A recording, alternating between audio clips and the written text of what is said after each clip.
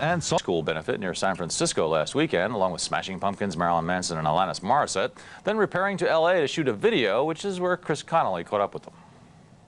Metallica's Load sold 7 million copies worldwide. Its subsequent tour made some $34 million. So for Reload, it's no surprise that Metallica would go back to the same eclectified metal that was such a hit last time out. What's different this time? Well, on this video set, there's a lot of drug use. Fortunately, that drug is Dramamine, because right now the 4 members of the band are trapped inside that 2-story spinning box.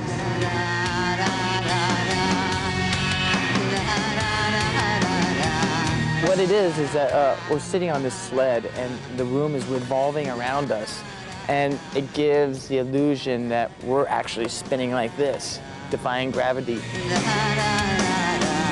No one's spewed yet, so we still have a couple hours to go. So we'll see what happens. What happens on Reload? Band members say its 13 songs continue Metallica's foray into the leaner, more varied sonic attack that hasn't always met with unanimous approval. There's a little more opinionated responses on these last couple records, I think. It's not like, it's okay. It's, I hate it or I love it, you know. Which is how I think it should kind of be. We're not meant to be background music, you know, while you're driving. There's plenty of people interviewing me saying, you know, well, you're not as angry as you used to be, blah, blah, blah. You know, what are you going to do now now that you're happy, you can't write lyrics. There's crap like that, you know. You know, there's still ugliness down under. Certainly all is not well in the world of The Memory Remains, a typically meaty Metallica track with guest vocals from the legendary Marianne Faithfull and a Sunset Boulevard-ish lyric.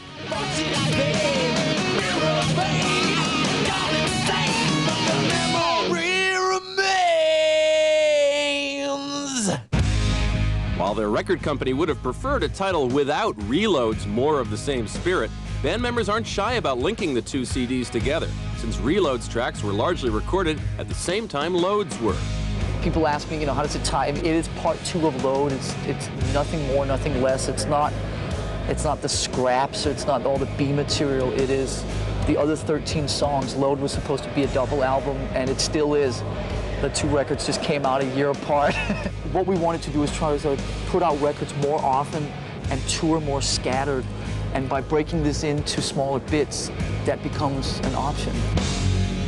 The band has been trying to prime the pump for Reload's November release with a free concert. After attempts to stage it in Boston and Chicago fell through, Metallica issued an appeal to its fans to offer a suitable site via an 800 number and an email address. The results?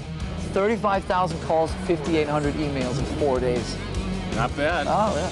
This rate, we might get a record contract one day. I think there's a few people that want us to play in their town, you know. There's a lot of backyards waiting for us, I think. I'll invite my friends over for barbecue. That same friendly feeling was much in evidence last weekend as Metallica played its first ever acoustic show in Mountain View, California, at Neil Young's 11th annual benefit for the Bridge School, which Young's wife Peggy runs for severely handicapped children. Metallica, with Jerry Cantrell of Alice in Chains sitting in, covered Lynyrd Skynyrd's Tuesday's Gone.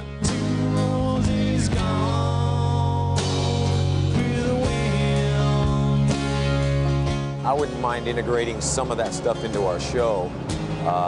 You know, acoustic sets, they can become pretty boring, you know, and Metallica need to get up and move around, you know. You can only sit on a stool for so long, you know.